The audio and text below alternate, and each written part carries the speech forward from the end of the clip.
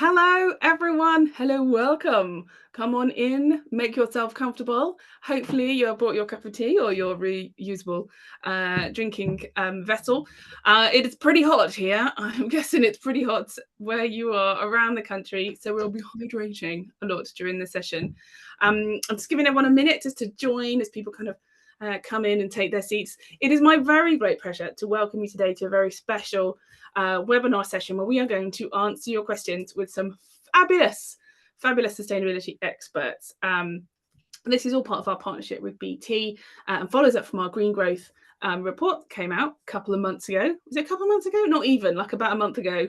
I've lost track of time. My brain has gone to some kind of weird election place where time no longer matters. But last month we launched this report, and every month we are coming at you with lots and lots of help and advice on your small business and sustainability. And in September, we have our 6-week course. This is CPD certified for your small business and sustainability, again in partnership with BT. So we're very excited about that. And if you haven't signed up for that, go and do so. And the team will drop it in the chat. Let me talk a little bit about the chat. So we have a chat at the bottom, and please do feel free to say hi and tell us who you are and what you're doing and what the weather's like, any level of hot, very hot, or inferno hot, depending on where you are in the country. If you have a question, and we have lots and lots that you sent in advance, but if you have a question, could you put it in the Q&A box below rather than in the chat, because it tends to go a little bit bonkers in the chat and then we can't find the questions. So specific question in the Q&A box. Thank you so much for sending your questions in advance. We have a whole load to go through, so we're going to dip in there and we'll also dip into the Q&A. But before we do that, I'm going to get my lovely panelists to introduce themselves. I don't know what order they are on your screen, but I'm going to go Anne-Marie, Sarah and Gavin, if that's okay. So guys, introduce yourselves. Well, thank you very much, Michelle. And yes, welcome everybody this morning. Thank you for taking your time out to join us. My name's Anne-Marie. I'm also known as Annie, the Sustainable Life Coach. I deliver carbon literacy training. I'm also just started a part-time role with them as a communities coordinator.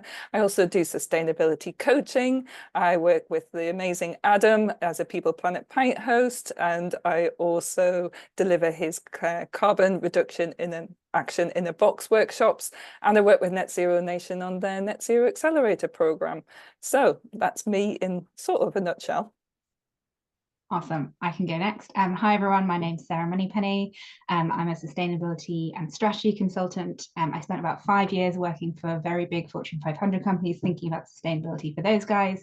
And at the same time, I started a couple of businesses. And so I thought where there was an enormous sort of missing link was for a lot of the small guys who were missing a lot of the support that's needed to be sustainable and think about what sustainability means, etc. So I've recently started my business, which is Sustainanology, to help people think about what sustainability means to them and how they can get involved. So delighted to be here and speak to you guys as a network and answer all your very good questions that we've had. Finally, it's me. Hi, everyone. It's London Climate Week, or London Climate Action Week, I should say. And as a consequence of that, I am at Reset Connect, not in an empty room behind me. I have lots of people, lots of sustainability people wandering around. So my name is Gavin Lendon. I work for a company called Sustainanology, and also for other companies as well, including some Sustainable Pathways. Like the others, I have a background in sustainability. I'm GRI qualified, which will mean nothing to you until we start talking about certifications. I can help you, or we can help you, I should say, with the sustainable journey, like the others, carbon footprinting, and all that scientific stuff.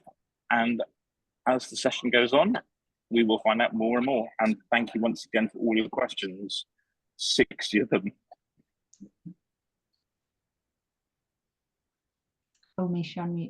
We've had even more overnight, so but lots of them are kind of thematic, so we're going to have a look at some thematic questions as well, if that's okay. So I'm just going to jump in and start posing the questions with the time that we've got. So right, trying to look at some kind of order here. So I'm going to start couple of questions around starting up. So when you start up your business, what things should you be thinking about literally as you from the get-go, to make sure that you are ahead of the game with sustainability? So I think I'm going to come to Anne-Marie on that one, if that's okay. Yeah, that's brilliant. So as part of my coaching, what I do is I talk to people about developing a sustainability mindset. And that's really about implementing and thinking about things the way that you would normally do with, say, price or budget or cost. Yeah.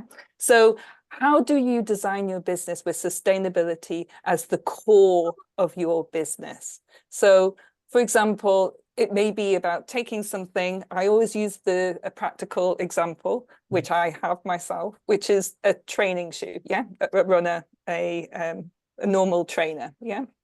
There are businesses out there who've said, okay, how do we rethink that as a product? And for example, my trainer is made from corn and rubber. So when I'm finished using the trainer, it gets sent back to the original company and they compost that for me. So there'll be nothing left of that trainer. So they've really thought about the design, the actual productivity of that. This comes from a person that used to be a professional footballer, so it's designed with athletes in mind as well. But it's also thinking about the fact that it's sent to me in a cardboard box. I use the same cardboard box to send it back once I've used that product, and it literally just rots down to nothing. So it's about good design and thinking about the whole process from end to end. And this is about a concept called a circular economy. So at the moment, we take resources, we use them, and then we dump them as waste. And this is about how to try and make everything as long as lasting as possible, to use as minimum resources as possible, to make them as, reusable or recyclable as possible, to give them as long a life or make them shareable as well. How can we involve the shareable community within our business? So putting sustainability at the forefront of your business right from the beginning is going to give you a massive advantage over all the other competitors. If you're rethinking how to do something, you're not just competing about price or how cool it is, you're actually giving yourself a really massive competitive edge. I love that. And I love that kind of positivity about it. And one of the things that I think comes out in some of the questions is how this is going to cost, how much it's going to cost, how am I going to get funding for it, how am I going to pay for sustainability things? But actually, this can be a very economical way of thinking about your business, which leads me to some supply chain questions. I'm going to have to keep moving on. So because there's so many questions. There's quite a few supply chain questions, and I've seen someone's put in the Q&A as well about sourcing sustainable fabrics on a wholesale basis. And actually, we've quite a few that are about how to source sustainable products for your business, whether that's products to then resell or things that you use in manufacturing. So I wanted to talk first about that, and then I want to talk a bit about service businesses and how you build those. So maybe I'll come to Sarah and then to Gavin, if that's okay. So we might be starting up, or we might be going for a while, so we need to shift our supply chain. Where do we start, Sarah? Where do we start? It's a great question. And actually, it's really, really good, because it's one of the reasons why I think we need to work so hard on small businesses, because this is where you can find a lot of amazing things like Anne-Marie's trainer company. They already have that sorted out, and so you can collaborate with a lot of people. Supply chain is a great one to focus on.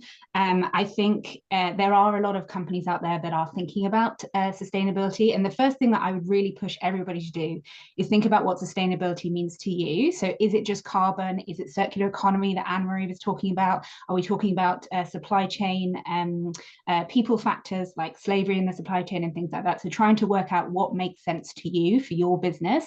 And whether it's a green focused business like Anne-Marie was talking about, or whether it's a sort of non-sustainably focused business that has sustainable elements and is beginning to add it in.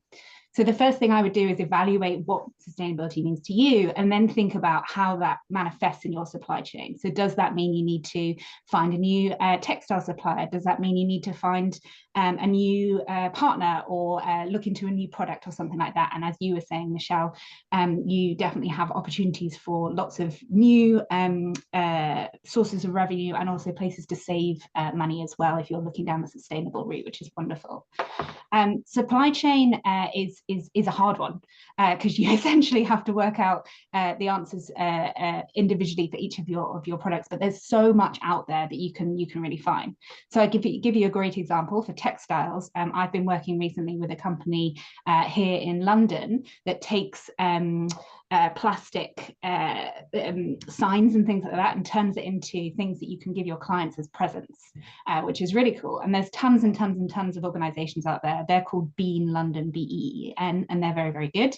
And lots of organizations like universities are looking into recycling and finding ways to do lots of textile recycling. Personally, when I talk to my clients for supply chain, what I ask them to do is speak to their suppliers. So as I said before, work about what sustainability means to them, speak to their suppliers about where they are with that, and then they can make their decisions as to whether they want to stay with that supplier, move on to a different one, look into the research. And then the final piece for me is that circular piece, the waste at the end, and speak to your waste contractors and whether there's anything that they can do there to help your sort of entire supply chain become cyclical. So we're going to be very clear on what it is that we want out of that supplier before we go and look for them, because we want to be making sure we're asking the right questions. And then do we just Google it, or what do we ask other people? How do we find these suppliers? So if I continue on with what where I picked up, I think I would actually ask your suppliers, the ones that you already have, because a lot of them are naturally sustainable or have sustainable elements or are thinking about it as well. And collaboration with your supply chain will really help you sort of work there. So that's definitely one arena that I would start with. Then, Google it definitely is one way to find it. That's how I found the guys that I was talking about. And then join organizations. So Small Business Britain is a great example. Other organizations that you join where people are thinking about this sort of thing, or trade organizations as well are really thinking about this sort of thing, and you can collaborate and either find the initiatives that are already out there or collaborate with other people and start your own initiatives. There's lots of different options. And the personal recommendations in that small business community are so important and be so powerful. We see that all the time. Gavin, I want to come to you and kind of slightly moved on the conversation a little bit, because there's quite a lot of people who are like, I get that if you're a product business, but what if you're a service business and I want to be more sustainable and there's not a thing that I can recycle. What should I be thinking about? That's very true, and it is a great question, because this is Britain and most of our exports in particular are service driven. As a consequence, what I would recommend to people is, and I've seen on the chat that everyone's saying start small, look quick wins. That is such great advice. One simple thing to do if you're a service business is if, as Sarah and Anne-Marie have already talked about, if you look at your total expenditure and what you're spending on, if you look at the top 20% of your suppliers first, so you don't look at everybody, because that is just far too much work. Look at the top 20%. They will probably equate to 80% of your emissions in that sense, or the sustainability. Start working in that particular small area. Start literally, as the others have said, having conversations with them and start liaising with them. Talk to them about how they're doing and what they're trying to do. And for those people who are saying, right, but I can't talk to E.ON for sake of argument, but you can find out what E.ON are doing by looking at their website and their sustainability reports. And that's probably the best place to start. I don't know if the others agree. I love that, starting with your top 20% rather than trying to do everything at once. You want to comment on that one? Yeah, so that's great. That is a really good practical approach. There's some things that people don't think about that are really within their control that also make a massive impact on their business overall in terms of sustainability. And that's about who you choose for some of those suppliers, for example, with your banking, with your insurance, with your pension firm. So those are things that you can easily have a look and see yourself, and those contribute to your emissions as well, because they count as part of what's called scope 3. Yes, I know it's terminology and it's not very exciting or sexy, but we do have to get to grips with these. So it will count, but for some small businesses, it can actually represent a really large amount of their footprint. So there's some great people out there that can help you with that. I always recommend Dan from mymothertree.com. Also having a look at Make My Money Matter website, which is with Richard Curtis, sorry, from Comic Relief and Love Actually fame, for advice there. And, you know, also talk to your suppliers, just like the rest of Sarah and Gavin's advice has been. So, you know, have those conversations with those people as well, because that can actually make a significant difference, as well as your supply chain as well. I want to come back just to echo that.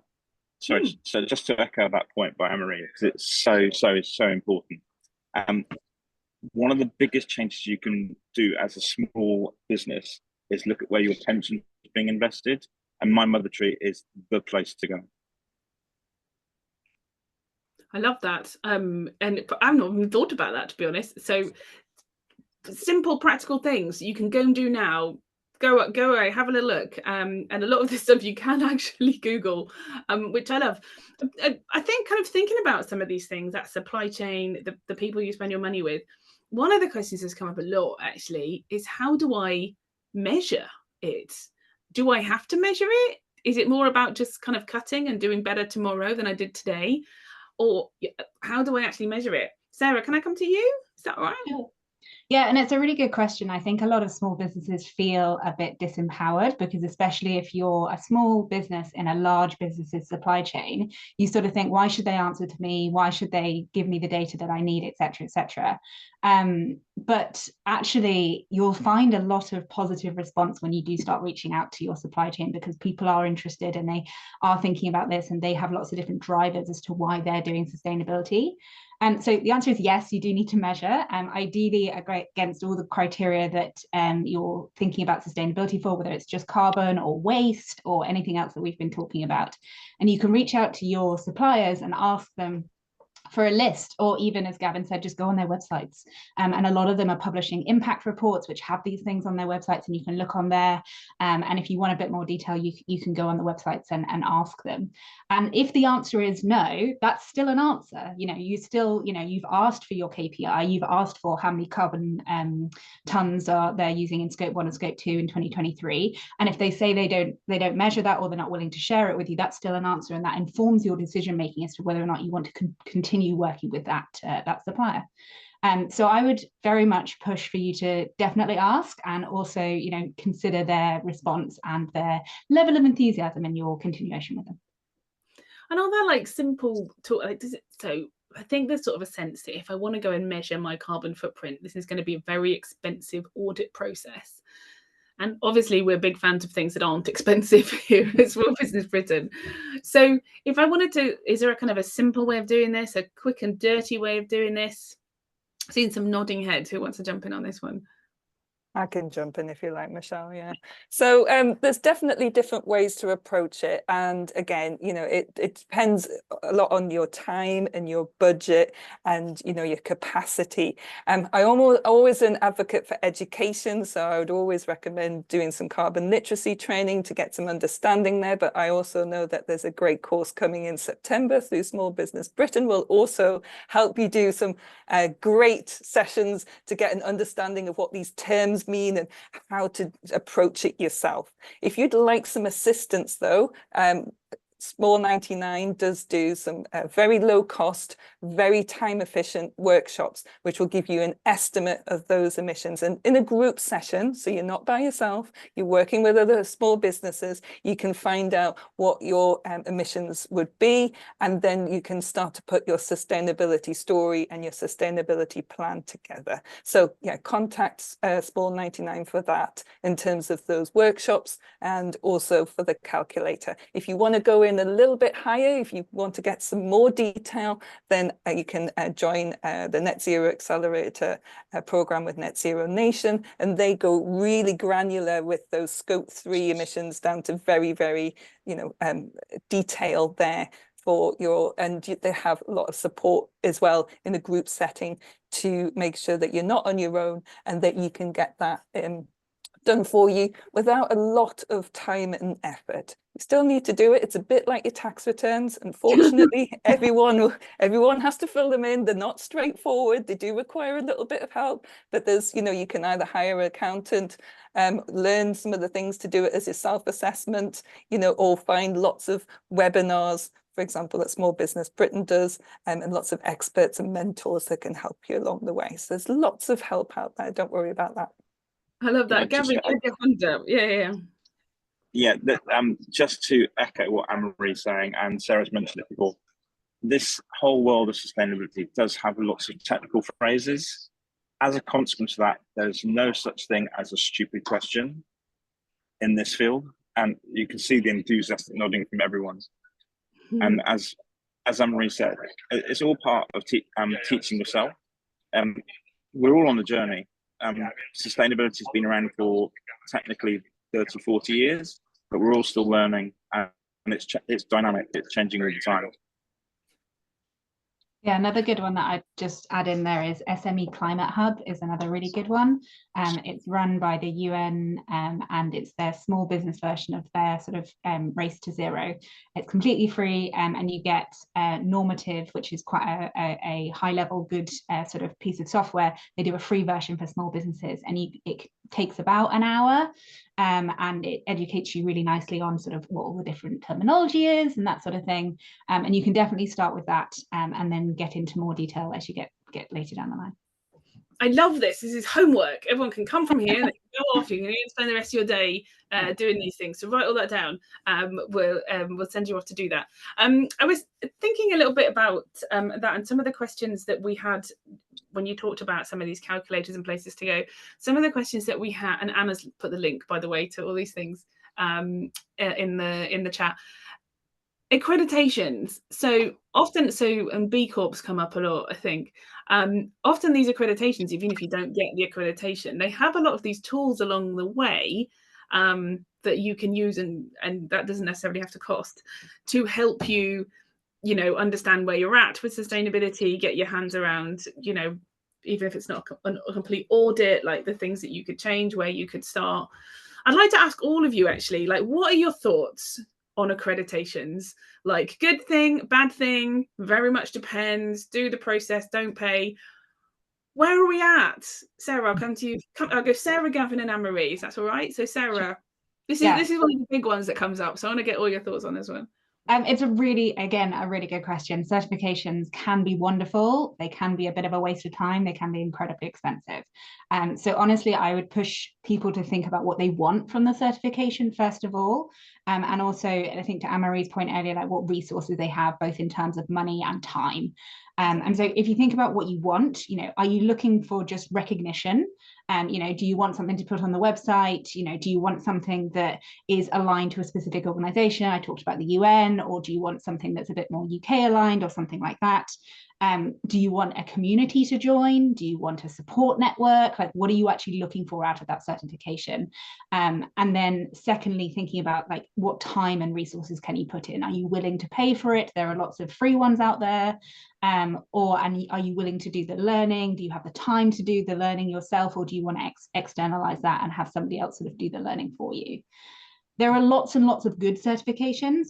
My top favorite ones are sort of SME Climate Hub that I just talked about. I do like B Corp, but I do think it's expensive for small businesses. So it's probably only if you're a bit bigger on the small business side of things.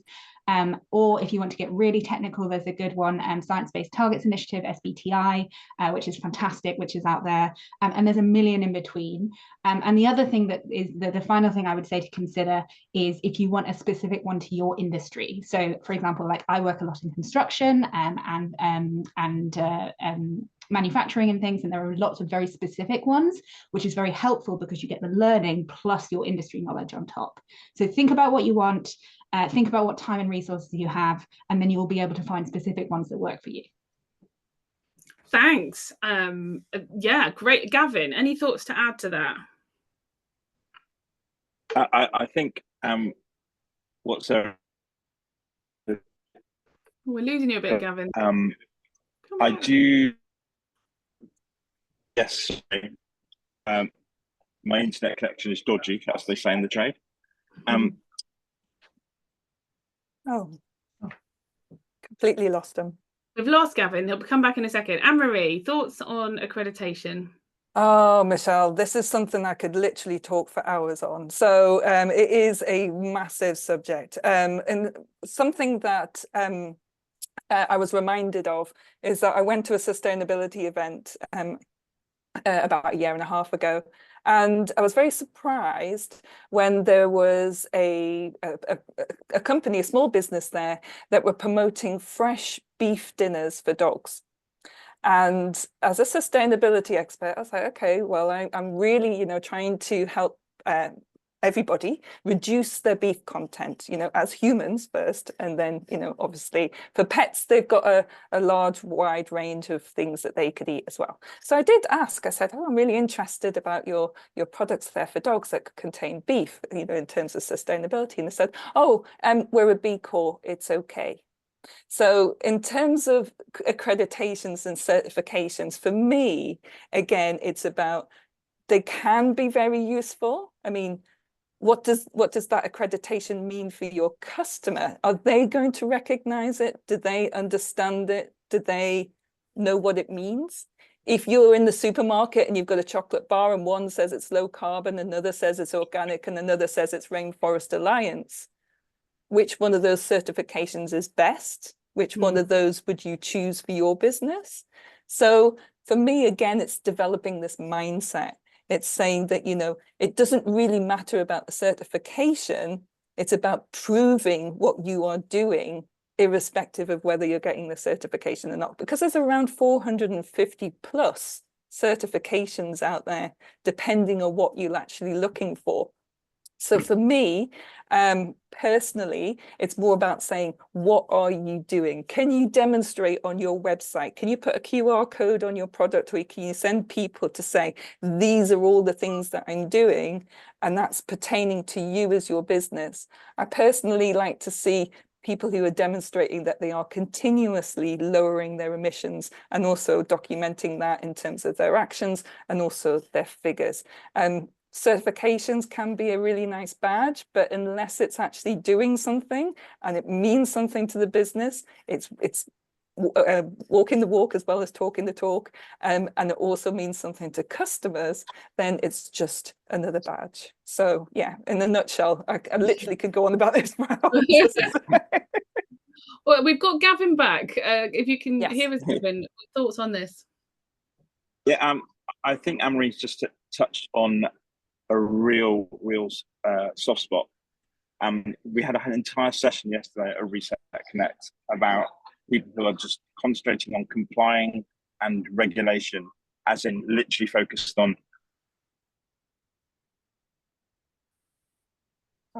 literally as you described in terms of the dog food company. So as a consequence of that, think about what you're trying to do. In fact, sorry. We're losing you. Hear me now? No, we'll give you a couple of seconds just to get your sound back. But I think, to Gavin's point, there is this, focusing on just hitting the list of things on your criteria for your training, for your certification, as opposed to that holistic view, like who am I? What am I as a business? How do I articulate that to my customers?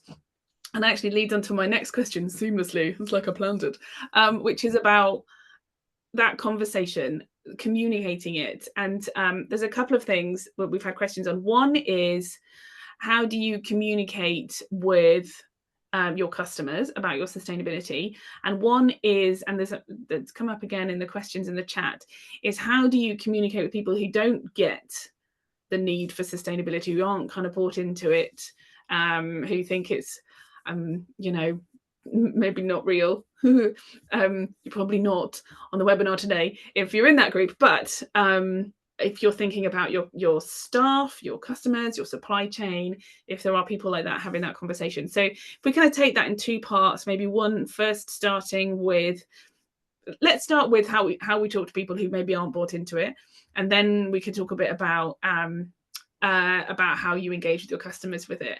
So Sarah, do you want to start? Yeah, I'd love to. I actually worked in the US for a bit, and I met a fair few climate deniers in the US, which was challenging, to say the least. But actually, much as we all come at sustainability from a point of view of sort of nobility and knowing it's the right thing to do, etc., a lot of what I did when I was working in sort of larger companies, especially, was find the drivers for why people care and why people should do something. And I sort of had a five-point driver list, which I always think really helped take people from, yeah, I know this is a good thing to do, to actually doing something about it. And those lists are sort of, first of all, customers care, and so they're spending where they believe that they're doing the right thing. I can't remember who said earlier, but if you've got your chocolate bar that says B Corp and you've got your chocolate bar that says, we steal this straight out the hands of little babies, then obviously which one are you going to go for? And so they're spending in the right direction. Don't Secondly, steal chocolate bars from babies. Don't. Very bad idea, to be fair. Very bad. Then you have your sort of employees and your supply chain and people who work with you, who care, who want to double down on this sort of thing. And so you're engaging with your stakeholders and making sure that they're on board. You get smoother working processes, you get cheaper deals, you get better finance options, lots of sustainable things that can really impact your bottom line and can be really useful. Regulation is obviously, a lot of industries are dealing with regulation, whether you're a organization that uses plastic, for example, here in the UK, anything over a ton in plastic and you're hitting up against plastic regulations, anything in construction, as I was talking about earlier, a lot of organizations around advertising are coming up against greenwashing standards and things like that. So you've got to watch your regulations. You've got your and then finally on your sort of risk side of things, so a lot of risks coming in that people are being hit for, so insurance is going up for those in floodplains. You've got risks of deliveries being slow or expensive, all driven by the physical risks of climate change. So usually I'll find the thing that the person that you're trying to talk to cares about. So do they care about their customers? Do they care about their PR? Do they care about their risks? Do they care about the regulations? Do their employees care? And then we'll double down on those. And actually, one thing that I love to do when I first start working with an organization who's not really sure is I do a big 360 of that organization. And I say, these are the 3 things out of those 5 that they really care about. And therefore, here's examples from your bank and this and that, and people who really sort of are affecting your bottom line. And therefore, this is why you need to do something. So I think those drivers are really helpful. And I remember when I was working for a large organization, we demonstrated that more than 30% of their profit was going to be at risk from this. So it's a big thing. Yeah, so do it because the world's hurtling towards disaster. Yeah, sorry, or do it because kind of it's like it's going to help you. You're going to have to, regulatory wise, it's going to help you financially. Like there's a driver in there for everyone, isn't there, Anne-Marie? Oh, 100%. So, if I want to throw some stats out, then the majority of adults in the UK are concerned about climate change. It was at 85%, but cost of living crisis has brought that down slightly. But it does mean the majority of people that you're talking to are concerned about sustainability and also want businesses to do the right things for them. An important part, like Sarah says, is listening to people, listening to about what they're talking about. And they may not put sort of green issues first, but there are things that are actually hidden green issues. So things like wanting to be healthier. So that might mean moving towards a more plant-based diet. It might mean cycling to work. So, those kind of things can be framed as, oh, we're introducing a healthier business, but actually it is a green initiative in disguise. So there's lots of things that we can put that way. And remember that last year, the UK economy grew by 0.1%, whereas the green economy grew by 9%. So if the business wants to succeed, if that person wants to help the business grow, it's about saying, well, this is where we are going. This is where we can make money. It also makes the business more investable because people who want to invest in businesses are looking for businesses that are growing and, as Sarah says, risk averse or low risk companies. So, if you're implementing that, then that means that company is going to, grow faster. Also, actually, most employees are wanting the businesses to do something and will actually change jobs if they're not happy with the direction that the company is going. And it's very difficult to get the top talent from graduates to actually apply to companies that aren't demonstrating their green values and their sustainability. So it's going to make your workforce happier, it's going to make your business more resilient, and it's going to make you much more future-proof. And yes, there are people that are going to say, oh, I don't understand the science, but that's an opportunity to have training and to listen to their questions and like think about the things that, you know, could possibly help them understand better, because it's really just denial is a response to fear and to that, you know, sense of worry about having to change, thinking about all the worries that they may have about, you know, finances and security and safety. So it's a blanket to say, oh, it's not happening, I don't have to deal with that. It's a natural human response for some people. And as I say, the majority of the people in the UK are actually really wanting things to be sustainable. Well, I'm in. I buy it. You guys are listening to me 100%. So we're you know, kind of wider. There's reasons for people to engage, whatever it is. So I guess there's two things now. Is one is how do we nail that message with our customers, but two, and JC's point, which is also a few questions around this actually, which is like, I think I'm paraphrasing. We get it. We want to do it. But there is, like you said, there's a cost of living crisis. You know, inflation's come down, but it's just things are going up. They're still going up in price, just slower. Like nothing's coming down in price. So with those constraints, can we still be sustainable? So I'm going to come to Sarah first, if we talk a little bit about engaging customers, and then Anne-Marie, since you brought up cost of living, can we talk a bit about how do we do it if we've got no money? Yeah, sure. I'm not a marketing expert, but I will happily have a go at customer engagement. I mean, it's back to the drivers piece that both Anne and I and Mish have been talking about. You've got to find out what they care about. You know, you've got to find out what they care about and then make sure that you speak to what they care about with regards to sustainability. So is it healthiness, as Anne-Marie was saying? Is it carbon? Is it supply chain? What do they care about? And then speak to that to them. You can even think about sort of making niches within your customer sectors and then tailoring marketing conversations with them. I know though, and this is something that comes up quite a lot with my customers, they're worried about greenwashing. And I know that that's something that can make people feel like they don't want to talk about it at all or engage in any way, shape or form. And I think, you know, obviously, you know, whilst hopefully we all do things in the very best of faith, I find that the best thing to do is just be totally honest with people. You say, we don't have this totally sorted out. We are not net zero yet. We are working on it. This are all the things that we are doing. Here's our plan. Here's what we want to do. We'd love your input. And one of the things that I often write in almost all of my impact or sustainability reports that I write for companies is at the end, I have this statement that says, we'd love your thoughts. Please reach out to us if you have any ideas, if you want to think about this, if you want to think about that. And I think that really helps people realize that this is a journey. You know, we need to get to net zero by 2050. We need to halve our emissions by 2030, etc. But we don't need to do it overnight. And so collaboration, working together, being honest with each other is a really, really nice way to do that. So listen to your customers, tell them what they listen to where they're concerned and speak to that and make sure you're really honest to avoid the greenwashing that, you know, we're not perfect and we're trying really hard. And I do find as well that there's amongst small businesses, much more so than big businesses, big businesses are definitely a bit more ballsy about this, but small businesses, I think, worry more about greenwashing than customers worry about them greenwashing them. So we often see this green hushing. So people are doing loads of great stuff, but they don't want to shout about it because people might think, because I'm not perfect yet, and it's such a British thing, isn't it? I just don't want to hide my light under a bushel. So I'm not going to tell you about all the good sustainability stuff is because I stock some Coke as well, and I feel so bad about that, and it's keeping me up at night. But no, shout about the good stuff, and you're quite right. Acknowledge where you're not perfect, and I think people respond to that completely. Okay. So Anne-Marie, how are we going to do this? There's no money. We're worried about the money. Can we be sustainable with the cost of living crisis? Absolutely. I'm just going to add on to that if you're looking for some advice, the Green Claims Code is a good place to start, because that basically gives you all the legal advice in terms of what you need to do for all of your claims, especially in marketing.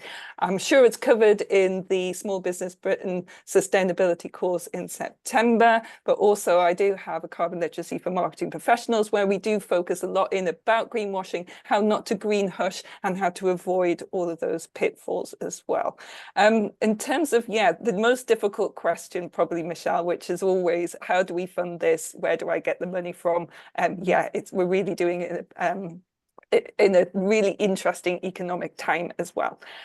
Well, a lot of the time, sustainability, as I mentioned before, there's some things that you can do that are completely, free, in terms of things like moving suppliers in for your pension and for your banking. And sometimes that actually can work out as a better deal. I've just, for example, shifted from MailChimp to a company called EcoSend, because they're a greener marketing platform. I've switched from Eventbrite to Ticket-Tailor and saved money because they're actually cheaper than Eventbrite. And for both of those platforms, I get to speak to a real person. That's amazing, especially in 2024. So have a look around. Some of those things that you might be able to do work out cheaper.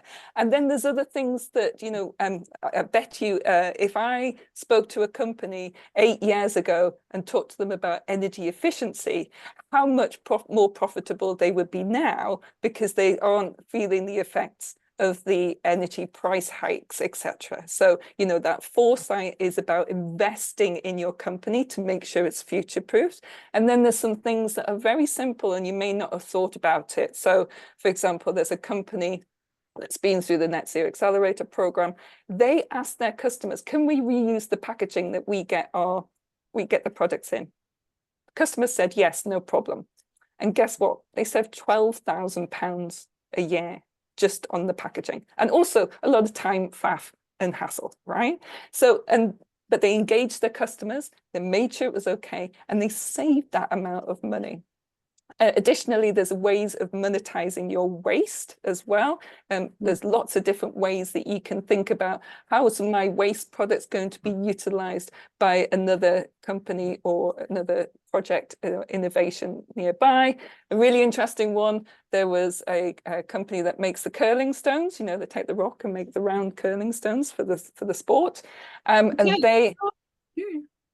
so they've managed to have their waste reused by another company rather than paying for that to be taken away, and starting to build that local circular economy that I mentioned right at the beginning, bringing back some of that wealth into the local area, and it also helps generate jobs, etc. So it can be about sometimes rethinking what you're doing, engaging with your suppliers and customers, and having a look at ways that you can save money and then reinvest that into other things, like maybe solar panels, or getting together with other businesses. If you're in a business park or if you're in a similar area, it's a lot easier if you say together, oh, landlord or local authority, could we have e-bike charging station here? Or can we have a shower for cyclists? Or can we have solar panels on the roof of the building? It's better if you work together with other businesses that then can make those bigger changes happen. And all you're doing is adding your voice to that request. So there's many things that we can do about it. If we just think about it and take maybe price out of the equation and think, how can we do things a little bit better, working with other people as well? I love that collaboration point. I think that's brilliant. But it's something very much at the heart of a lot of things that we talk about here. Is often as a small business, you can feel very tiny, you can feel very isolated, and actually, but collectively we can be much stronger. And the chances are, a problem that you're finding, someone else has already tried to work that problem out and maybe found a solution to as well. Gavin, you're back. Did you want to add anything to this one? I listen to everybody and I agree with everything that's been said. I just want to finesse something that Anne-Marie said slightly, because everything she said is completely true. And when she originally started with mindset, with the first opening comment, and it's just developing that mindset, just putting yourself into a position of thinking differently. Anne-Marie mentioned take cost out of the equation. That is absolutely critical. Or just approach things differently, innovate slightly. Just think about what you're trying to achieve, and then say, oh, this is a traditional method of going from A to B. What I'll do is I'll go via C, and let's see, that would be brilliant. Thanks, Anne-Marie. But that's all I was going to say.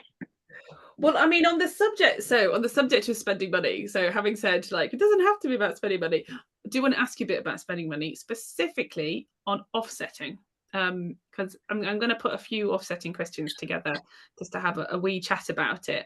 So maybe we've got some kind of idea of measuring what we're doing, or at least how what the carbon impact of some of our activities is. And there's some things that we can't mitigate, at least not in the short term. What do we think about offsetting? Is it a good thing? Is it all the same?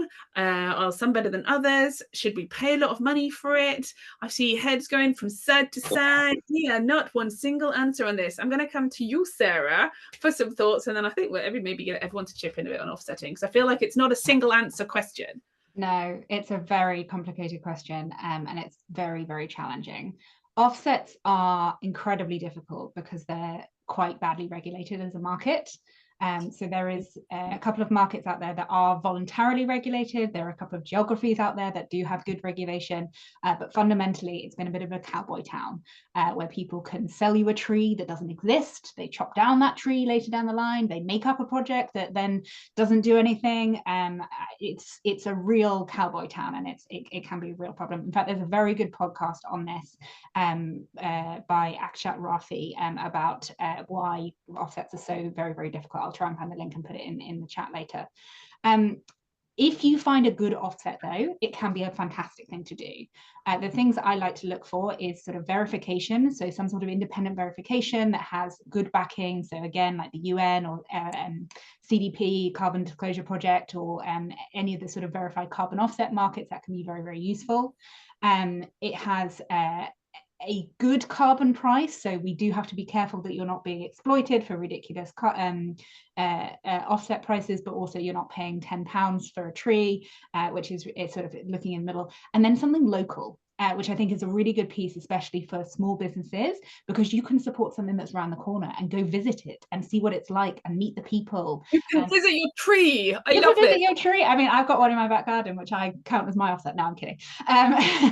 But having something that you can visit and is in Mozambique or something is very good. Not that I'm saying that offsets are challenging. So offsets, in my opinion, are often the sort of last resort. So I would always try and go for reduction first, avoiding your emissions, etc. If there really is no way to do it, then obviously we can think about offsets, but you really need to go for something verified, ideally something local, and something that has that is auditable. So I have very mixed feelings on offsets, and hopefully that's helpful. Okay, Anne-Marie. I think Gavin's going to jump in. Gavin, what are your thoughts? Sorry. I think that the phrase mixed feelings will be all three of us.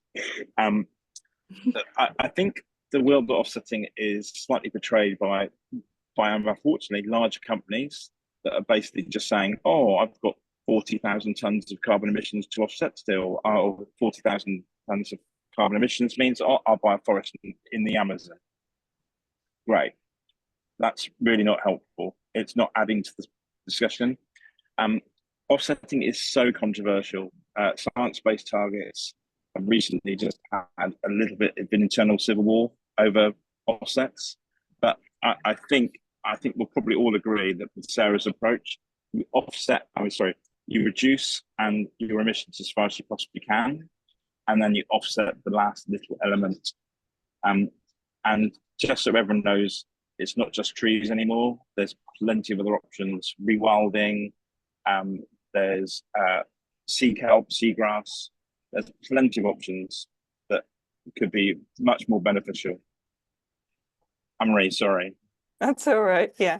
And I think the thing is that everybody loves a tree, right? So it's a really good thing because everybody loves trees, planting trees, you know, even those people that might not be climate enthusiasts that we discussed earlier on. A lot of it's really actually important, the protection of countryside for people who might be a little bit more traditional in terms of how they approach some of their politics, for example. So it is a universal.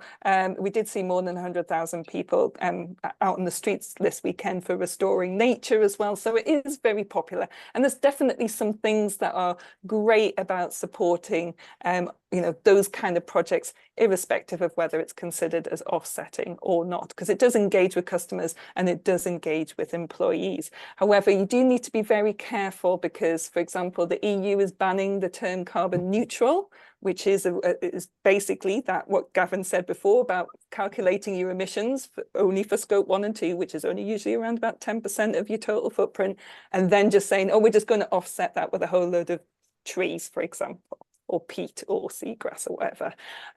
So unless you can back that up with all your figures and have everything verified, then it won't actually be allowed from the EU. And guess what? Even though we're not in the EU, that will still come into force in the UK further down the line as well.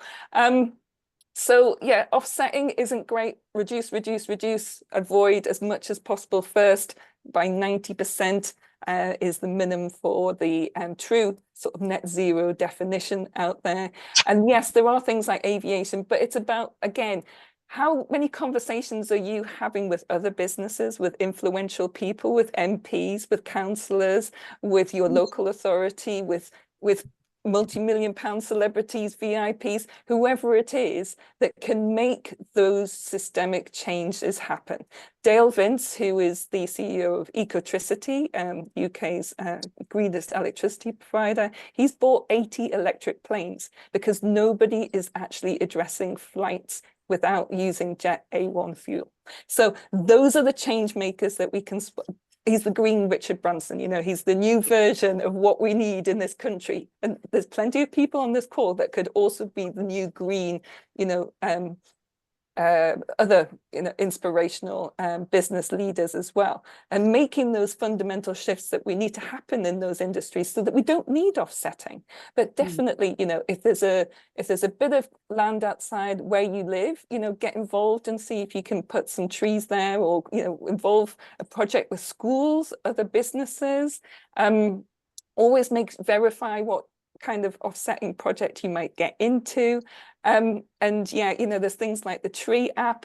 It's an app on your phone, plays a little marketing video for you every day for about a minute. And then you can plant a tree, even in the UK or around the rest of the world in one of their projects. Switch over to Ecosia or Ecosia instead of Google. That plants a tree automatically after you've done so many searches. So there's lots of little ways that you can just start building that up, irrespective of kind of like whether that is reported or offsetting. It's about developing that mindset and saying, you know what, I'm just going to start, you know, tallying up that every day, so that kind of offsets all of my actions, whether it is in work or whether it is, you know, outside of work as well, because climate change doesn't finish when we clock off at 5 o'clock or 6 o'clock. So yeah, you know, it's about, again, can I just add one more point to that? Just moving over slightly to agriculture. We're having regenerative agriculture and organic farming. They need support, and that's a good way of offsetting. So a little vote for regenerative farmers that just happen to be over there on that stand there. So. Oh yeah, I could go into farming a long time with literally about there's also subsidies as well that could happen with them, but that's another whole nother conversation. But yeah, there's lots of farmers that are trying to do the right thing, and farming is going through a tough time because of climate change. You know, the amount of water that we've had over the few months means that crops haven't been able to be planted. So, you know, farmers are struggling and seeing the effects. Even Jeremy Clarkson has started to realize, because of his farming project, what the impacts of climate change is. So we're really getting to some of those people that you would have never thought would have been on the climate change prosperity and, bandwagon and, all that kind of stuff. I love this. The two things I want to take away, I want people to take away from that, and then I'm going to just have a very little, like a quick last one for everyone before we finish. One is, who can you influence? Like, go and talk to people. The conversations that you have are going to have knock-on effects. So if you're in a room with someone, have a chat with them. If you're someone influential, have a chat with them. These conversations can become huge, and you never know where it's going to go. And the other one is, look around you, look in your local community. What's going on? What can you get involved with? What can you help out with? And of course, depending on your business, building those relationships in local community can help your business too, because small businesses trade with people. We're people businesses. People buy from people. People buy from organizations and individuals who share their values. So going out there and being a good citizen as well as being a good corporate citizen, I think can play a huge role. Well, look, last question for all of you, and I've got the same question for all of you. For everybody on this call right now, when they're going to leave and they're going to go away, what is the one thing they can do today, just today? So as on the subject of starting small, what can they do today to make a big difference, to make a difference, to get them on the journey? What is the one thing? And they're going to go to bed tonight and go, you know what? Nailed that. So give everyone like 5 seconds to have a think about it. Whilst my team are having a think about it, there's so many things going on in the chat. So thank you guys for getting involved. So as Anita Roddick, as Caroline Palmer says, as Anita Roddick used to say, if you think you can't make a difference, you've obviously never had a mosquito in your bed. I love that. I absolutely love that. Small businesses, the mosquitoes in the bed of the business world, we're absolutely making a difference. So, right, I'm just going to go around the room. Gavin, one thing. I'm going to be really horrible to Anne-Marie because I'm going to take one of her ideas. And I think one of the quickest wins, which will take you less than a day, is change your pension. Easy. Doesn't cost you anything. Amazing. Sorry to all pension providers out there, but we're starting a tsunami of pension changes. But okay, change your pension. Go and have a look. You may have already done this. You may have already looked at all your pension providers doing. But yeah, go and have a look. Where's your money invested? Anne-Marie.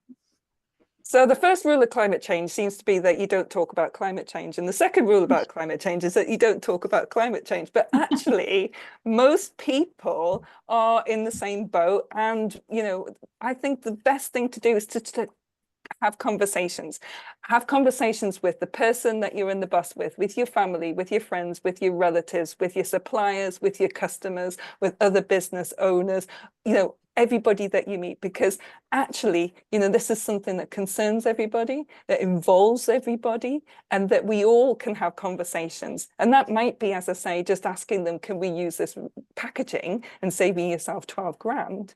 Or it could be having a conversation with another business owner saying, it would be great if we had some EV chargers in the business park or where we are based, for example. So conversations, let's keep talking about this. Let's put those conversations into positive action, and whether that is MPs or talking to your next door neighbor, we can all do something today that is making the world a nicer place to live.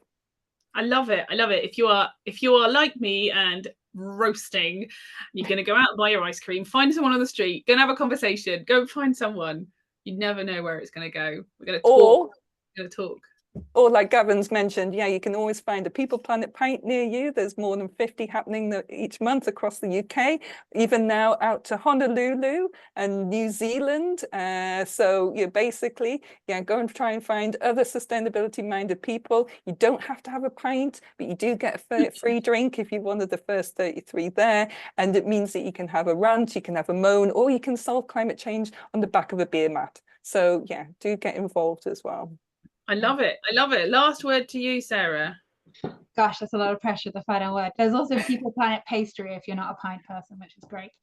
I guess two things from me, one really big picture and one super, super practical to end on something very practical. So all the sustainability stuff that we've talked about today can feel super overwhelming. So a really nice framework that I like to use if you're thinking about like, what does sustainability mean to me? What should I do in my business is the UN Sustainable Development Goals. So I would recommend going to find those online on the UN website. And then if you click into them, they also have like ideas for targets and things underneath them. So it's a really nice way to think about all the different millions and millions of things of sustainability and how to think about that. So that's very big picture.